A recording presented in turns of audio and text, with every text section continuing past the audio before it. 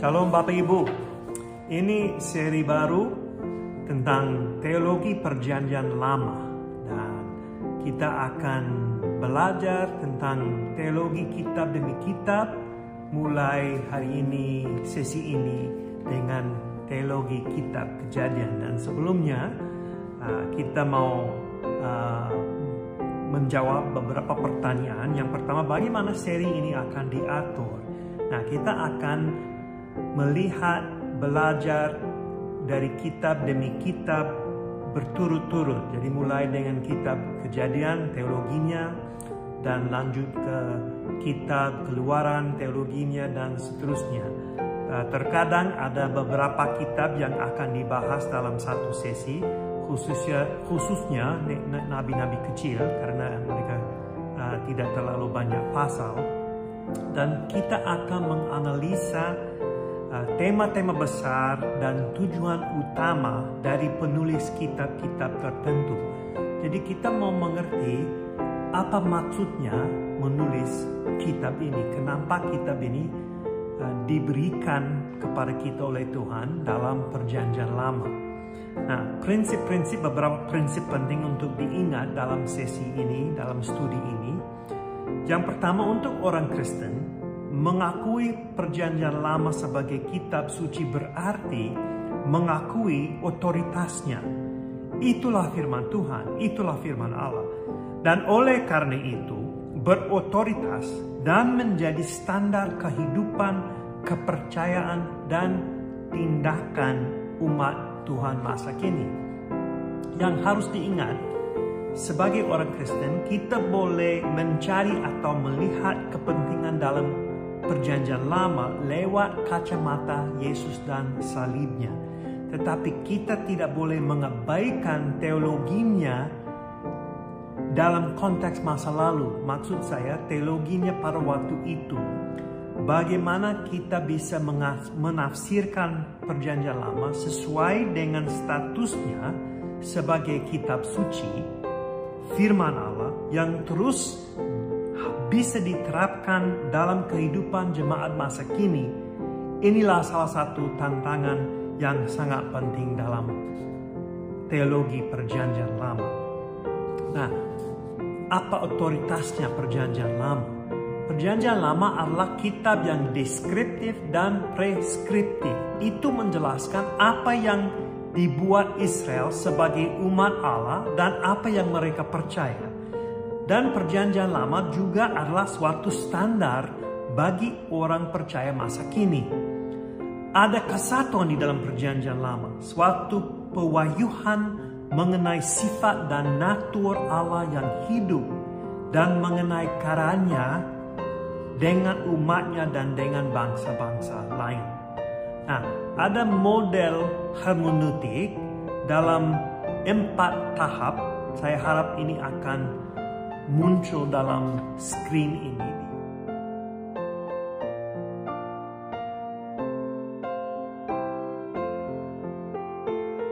Harus ada 4 tahap. Yang pertama, eksegesis.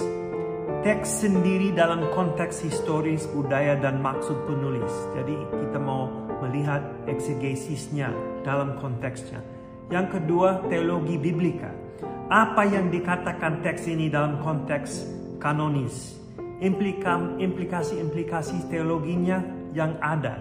Dan sistesis, melihat unsur-unsur di dalam teks dan apa yang menghubungkan teks ini dengan teks lain, mencari kesatuan. Apa yang dikatakan tentang Allah, bagaimana hal itu bisa diterapkan dalam konteks kita masa kini. Dan tahap yang ketiga, teologi sistematika, pola-pola yang muncul dalam teks, dan teologi homiletik, penerapan teks ini dalam konteks kita. Jadi apa tujuan teologi perjanjian lama? Salah satu hal yang terpenting dalam teologi biblika adalah keinginan untuk menganggap isi-isi teologis di dalam Alkitab dengan serius dan relevan pada kehidupan kita masa kini. Sejarah adalah sesuatu yang penting dalam pewahyuan ilahi. Dalam sejarah Allah menyatakan diri, dan jadi sejarah itu penting. Jadi kita mau belajar tentang sejarah yang ada di dalam Perjanjian Lama dan teologinya. Teks-teks harus ditafsirkan dari teks sendiri, di dalam teks sendiri, tanpa sesuatu dipaksakan dari luar. Jadi kita mau membiarkan teks untuk berbicara sendiri. Yang keempat, hal yang keempat untuk diingat, ada kesatuan antara Perjanjian Lama dan Perjanjian Baru. Tidak ada kontradiksi, tidak ada hal yang melawan yang lain antara firman Tuhan. Terus kita mau memahami teologi kitab-kitab tertentu supaya kita bisa memahami pengharapan penulis bagi kita sebagai orang percaya masa kini. Dan terakhir, supaya kita boleh memahami rencana penebusan Tuhan bagi dunia ini dan kemuliaan yang hanya Dia layak diterima. Jadi ini tugas atau tujuan untuk mencari, memahami, menggali teologi yang ada di dalam kitab-kitab Perjanjian Lama. Nah, jadi kita mau melihat teologi kitab Kejadian, itu kitab yang pertama dalam Alkitab, dalam Perjanjian Lama.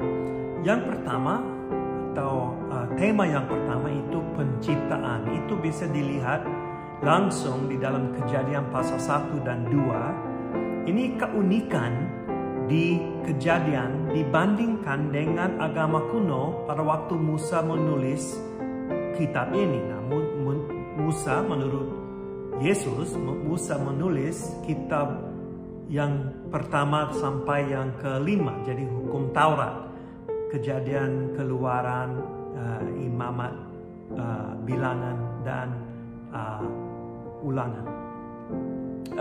Jadi Musa menulis itu, dan menurut pada waktu Musa, pada waktunya tidak ada ilahi lain yang di samping Allah menurut Musa dalam haknya untuk mencipta.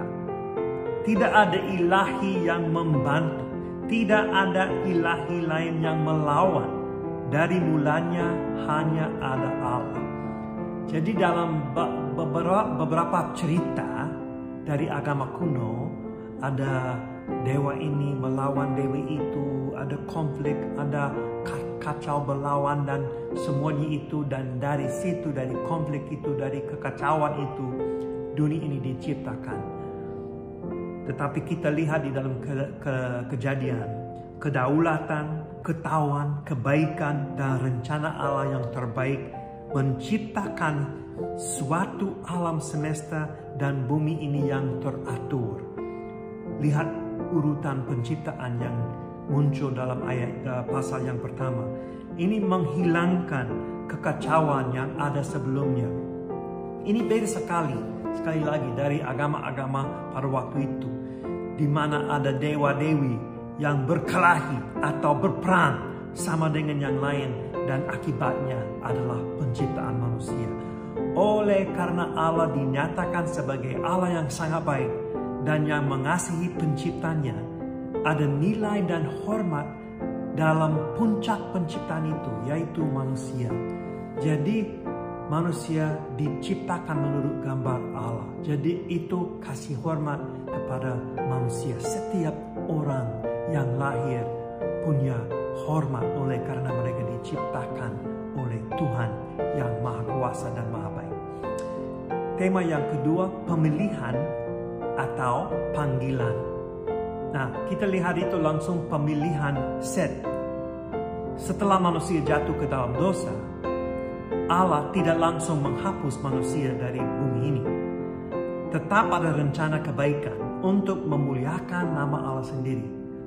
Kemuliaan Allah itu tema yang paling penting di Perjanjian Lama dan Perjanjian Baru. Nah, kita akan lihat itu garis yang mengabungkan semua kitab. Dan langsung dalam kejatuhan manusia ada proto-injili dalam Kejadian pasal 3 ayat 15. Allah mengatakan kepada iblis itu, "Aku akan mengadakan permusuhan antara engkau dan perempuan ini, antara keturunanmu dan keturunannya. keturunannya akan meremukkan kepalamu dan engkau akan meremukkan tumitnya. Tetapi ada dua macam keturunan kita lihat, keturunan anak-anak Allah dan keturunan anak-anak manusia, yaitu orang yang takut akan Allah dan orang yang tidak. Jadi kita lihat itu dibedakan di kitab Kejadian, kitab Keluaran dan seterusnya. Ada orang yang dipilih Tuhan yang menjadi takut sama Allah dan ada orang yang tidak takut akan Allah. Tuhan memilih Set dan keturunannya setelah Kain membunuh Habel. Dan dari Set ada Nuh, dan Nuh dipilih Allah untuk diselamatkan di dalam air bah yang menghancurkan semua manusia, semuanya yang jahat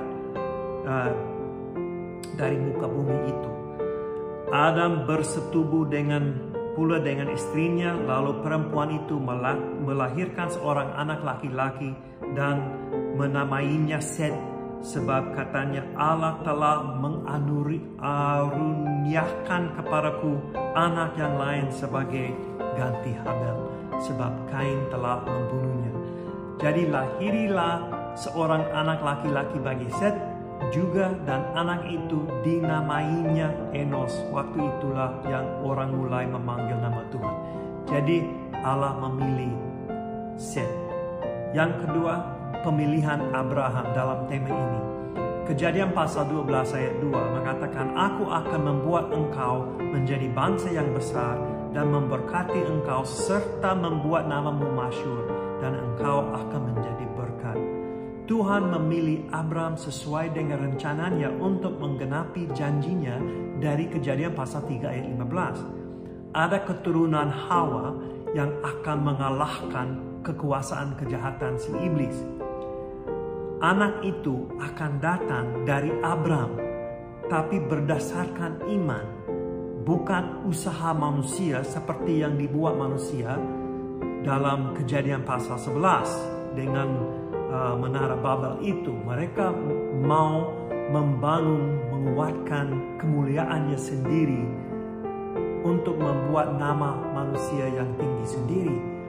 Allah memilih Abraham untuk memberkati bangsa-bangsa lain setelah mereka diluasbarkan, supaya mereka bisa memuliakan Allah dari dalam bangsa-bangsa, bahasa-bahasa lain dan semuanya itu. Oleh iman, bukan oleh karena usaha manusia. Nah, dampaknya Allah akan dimuliakan bukan manusia, dan Allah akan dimuliakan dari manusia, dari budaya banyak, karena semua bangsa yang akan diberkati Abraham, yaitu akan dijangkau dari Abraham dan keturunannya. Itu maksud Paulus dalam Galatia pasal 3 ayat 16.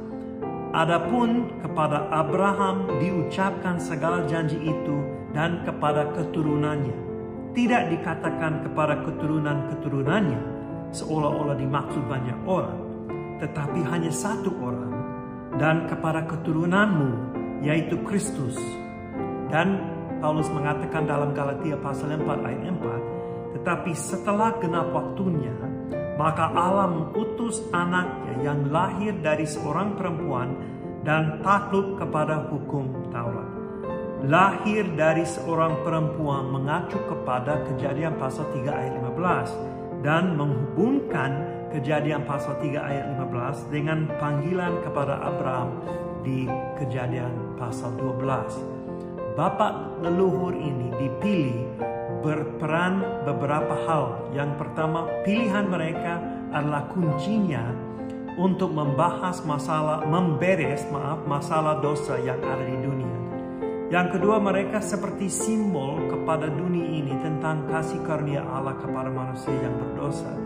Dan yang ketiga, mereka menyatakan keperluan, komitmen dan pengabdian kepada Allah yang Esa, Sang Pencipta. Jadi Abraham sangat penting, karena itu menyatakan rencana Allah untuk dia memilih Abraham supaya perjanjian kepada Hawa dan Adam tentang anak dari keturunan Hawa itu akan digenapi oleh keturunan dari Abraham.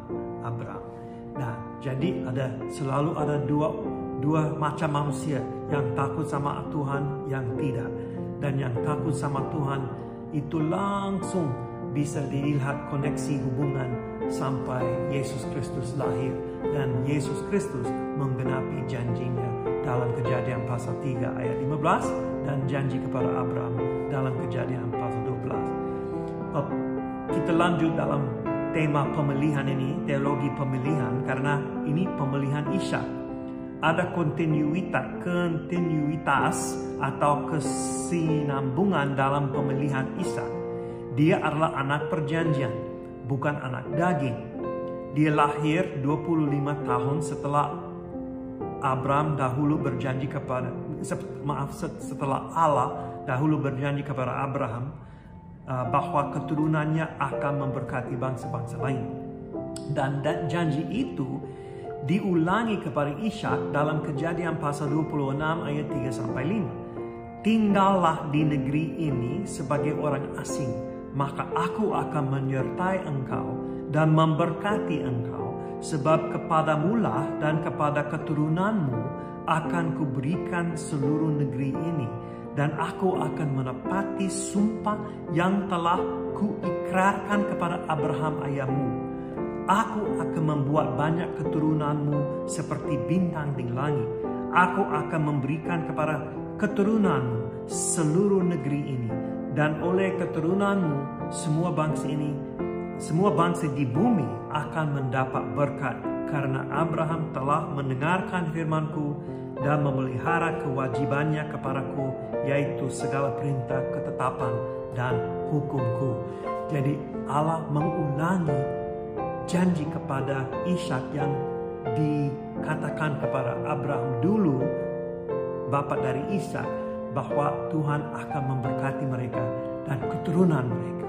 Dan itu lanjut di dalam pemilihan ke Yakub, pada Yakub. Kemudian Allah memilih Yakub. Ini salah satu kejutan. Kenapa mau memilih orang ini yang sering menipu dari rahim ibunya, mulai itu menipu, dan sepertinya bukan orang yang punya integritas. Nah, ini penting. Pemilihan Yakub akan sekali lagi menyatakan dan membuktikan kasih karunia Allah dan kedaulatan Allah dalam hak pemilihan.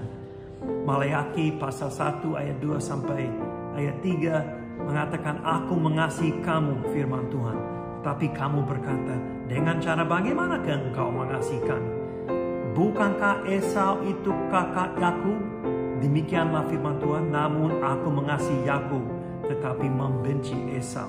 Mengasihi dan membenci di sini adalah kode untuk memilih dan tidak memilih. Allah memilih sesuai dengan kedaulatannya dan rencananya untuk memuliakan diri. Roma pasal 9 ayat 10 dan 11 mengatakan, tetapi bukan hanya itu saja, lebih terang lagi ialah Ribka yang mengandung dari satu orang, yaitu dari Ishak, bapa leluhur kita, sebab waktu anak itu belum dilahirkan dan belum melakukan yang baik atau yang jahat, supaya rencana Allah tentang pemilihannya diteguhkan, bukan berdasarkan perbuatan tetapi berdasarkan panggilannya. 2 kali Allah menyatakan diri kepada Yakub, di Betel, Kejadian pasal 28, dan di Peniel, Kejadian pasal 32. Sebenarnya di Betel lagi dalam Kejadian pasal 35 untuk mengulangi perjanjiannya. Dulu itu menarik, Yakub menawar dengan Allah, kasih saya ini dan ini dulu dan saya siap. Setelah 20 tahun penuh dengan frustrasi, Yakub ketemu dengan Allah di Peniel dan tidak mau melepaskan malaikat sebelum diberkati. Hatinya sudah berubah, namanya berubah juga. Nah, semua janji yang ada di dalam Kejadian pasal 28 akan digenapi, dan doa Yakub untuk dibantu Tuhan di Kejadian pasal 32 ayat 9-12 telah dibalas. Jadi ada kasih karunia Allah bagi Yakub dan semua manusia, karena janji-janji Allah di Kejadian pasal 12 kepada Abraham akan digenapi. Itu luar biasa. Jadi Allah memilih, dia memanggil untuk menjaga janjinya sendiri, menjaga sumpahnya sendiri untuk menyelamatkan dan memberkati bangsa-bangsa lain. Dan terus ada pemilihan Yehuda. Nah, kita kejutan lagi ini. Pemilihan Yehuda untuk menjadi suku utama bapa leluhur Raja Daud dan Mesias sampai Yesus sendiri. Nah, kenapa kita boleh kaget dengan pemilihan ini? Karena dibandingkan dengan Yusuf, Yehuda tidak punya karakter yang baik. Dia kacau sekali. Yusuf dapat 2 warisan dari Yakub. Lihat Kejadian pasal 48. Tetapi janji Allah akan lanjut dalam keturunan Yehuda. Kejadian pasal 49 ayat 10 mengatakan tongkat kerajaan tidak akan beranjak dari Yehuda ataupun lambang pemerintahan dari antara kakinya sampai dia datang yang berhak atasnya, maka kepadanya akan takluk bangsa-bangsa. Keturunan Yehuda adalah keturunan Hawa dalam Kejadian pasal 3 ayat 15 yang akan mengalahkan iblis, yaitu Mesias Yesus anak Allah akan mengalahkan kekuatan si iblis di atas salib. Jadi dari Kejadian pasal 3 sampai Kejadian pasal 49 kita lihat hubungan pemilihan Allah untuk menjaga janjinya. Dan tema yang ketiga dan yang tema besar yang terakhir adalah pemeliharaan umat Allah. Langsung kita lihat pemeliharaan Adam dan Hawa. Walaupun mereka jatuh ke dalam dosa, Tuhan mempersiapkan pengorbanan bagi mereka dan menutup rasa malu mereka dengan kulit binatang. Suatu bayangan sistem pengorbanan nanti yang akan digenapi oleh pengorbanan yang terakhir, yaitu dari Yesus Kristus sendiri. Mereka dipelihara pada waktu mereka tidak dibiarkan makan lagi dari pohon kehidupan. Jadi mereka diusir dari Taman Eden itu supaya mereka tidak bisa hidup dalam dosa selama-lamanya. Jadi walaupun mereka berbuat dosa, Allah memelihara Adam dan Hawa. Dia memelihara Set dan keturunan. Set dipelihara dalam sejarah sampai ada anak yang takut akan Tuhan, yaitu Nuh. Dan keturunan Kain semakin jahat dan semakin jauh dari Allah dan mereka dihanguskan di air bah. Dan pemeliharaan Nuh dan keturunan. Nuh dipelihara karena dia sama keluarganya diselamatkan dalam air bah. Mereka bisa naik bahtera dan hal itu membayangkan keselamatan yang ada di dalam Yesus Kristus. Perintah Tuhan yang diberikan kepada Adam untuk beranak cuculah dan bertambah banyak, penuhilah bumi dan taklukkanlah itu diulangi kepada Nuh di Kejadian pasal 9 ayat 7. Walaupun ada banyak kehancuran, Allah tetap mau pakai manusia untuk memuliakan namanya. Dan ada pemeliharaan Abraham dan keturunan. Abraham dipelihara dari raja-raja jahat dan yang menangkap Lot. Abraham dipelihara dalam kekurangan imannya di Mesir dan di Kanaan. Dia tidak percaya secara 100%, jadi dia berbohong, tetapi Allah tetap setia terhadap perjanjiannya dan menjaga Abraham dari kutukan bangsa-bangsa. Abraham dipelihara dalam penemuan istri bagi Ishak. Allah memimpin hamba Abraham supaya sampai rumah keluarganya dan hamba Abraham boleh ketemu dengan Ribka. Sekali lagi ada rencana Allah, dan rencana itu berkata berkat kepada bangsa-bangsa lain akan menggenapi. Kejadian pasal 3 ayat 15. Tidak ada hal yang bisa menghalangi itu. Dan pemeliharaan Yakub dan suku-suku Israel. Yakub dipelihara dalam rumah tangga Laban. Yakub dipelihara dari Esau, kakaknya yang menghina warisannya dan sebenarnya menghina rencana dan janji Allah kepada Abraham yang diberikan kepada Abraham. Yakub dan keluarganya dipelihara pada waktu ada kelaparan di Mesir dan Kanaan. Dalam kedaulatan Allah, Yusuf dijual oleh kakak-kakaknya kepada orang Arabia dan kemudian kepada Potifar di Mesir. Oleh karena itu, ada orang yang setia kepada Tuhan yang ditempatkan di Mesir untuk membantu dan menyelamatkan keluarga Yakub, umat Tuhan. Janji Allah tetap benar walaupun keluarga keturunan Abraham pindah ke Mesir. Ini akan dijelaskan dalam kitab Keluaran. Jadi Allah memelihara. Nah, Bapak Ibu, ini dua hal mengenai karakter sifat Allah yang sangat penting yang kita bisa lihat muncul di seluruh perjanjian lama dan di perjanjian baru juga. Allah mencipta, Allah memelihara. Lihat 1 Korintus pasal 8 ayat 6. Allah mencipta, Allah memelihara. Yesus mencipta dan Yesus memelihara. Jadi bagaimana kita bisa menerapkan beberapa prinsip dari sini? Tuhan Allah kita adalah satu-satunya pencipta yang berdaulat dan berkuasa. Kita tidak usah takut akan sesuatu pun. Semua otoritas dan hak berada dalam tangan Tuhan. Dia sang pencipta. Kita percaya itu. Yang kedua, kita boleh terus percaya kepada Allah karena pemilihan dan pemeliharaan Dia ada tujuan untuk melanjutkan rencananya dan tidak ada hal yang bisa menolak atau menghalangi itu. Allah dan rencananya akan menang.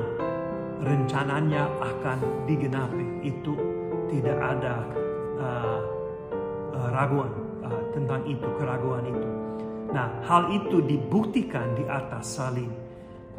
Perjanjian lama menuju kepada salib, kepada Mesias yang akan datang. Semua rencana Tuhan untuk memberkati, untuk menjangkau bangsa-bangsa lain supaya mereka bisa memuliakan Allah itu dibuktikan, digenapi di atas salib.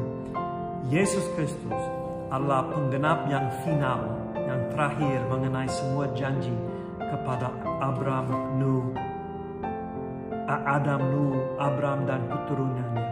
2 Korintus pasal 1 ayat 20. Sebab Kristus adalah Yah bagi semua janji Allah. Itulah sebabnya oleh Dia kita mengatakan amin untuk memuliakan Allah. Amin Bapak Ibu. Ini kejadian itu teologi dari kejadian kitab kejadian, teologinya, dan saya harap kita akan menikmati perjanjian lama dalam seri ini dan sesi-sesi berikutnya. Tuhan memberkati.